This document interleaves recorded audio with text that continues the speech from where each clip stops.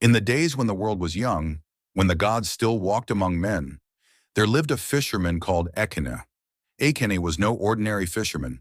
His canoe was said to fly on water like a hawk gliding over the sky.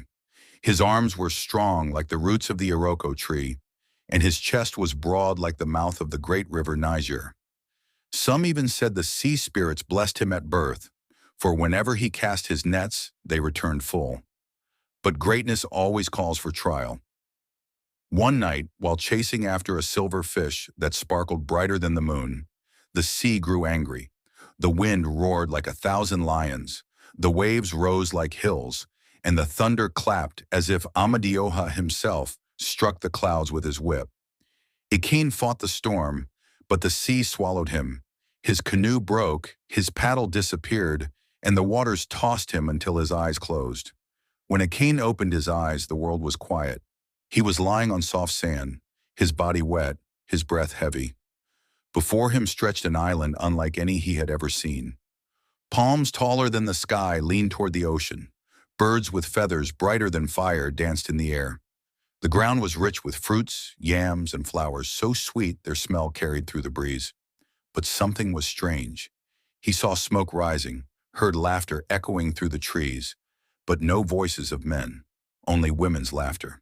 He staggered forward, and then he saw them. Dozens of women, strong and beautiful, carrying baskets, pots, and spears. Their steps were firm, their bodies glowing like the sun on water. Not a single man walked among them. At their center stood a queen, Adaora. Her beauty was the kind that could blind a man. Her neck carried beads redder than blood. Her eyes were sharp like an eagle, and her skin glistened as if carved from midnight itself. When she spoke, her voice was heavy with authority, yet soft like honey dripping from a calabash. "Stranger," she said, and her voice rolled like thunder across the trees, "you stand on the island of Ada, where no man has lived for 100 seasons.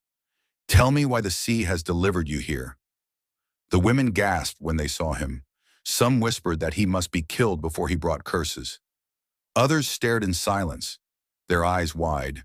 They had never seen a man before, only heard stories of them.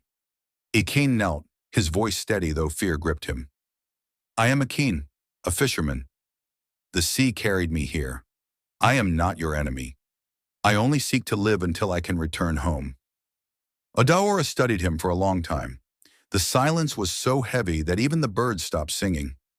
Finally, she raised her hand. "You will stay until the next full moon. If the spirits accept you, you will live.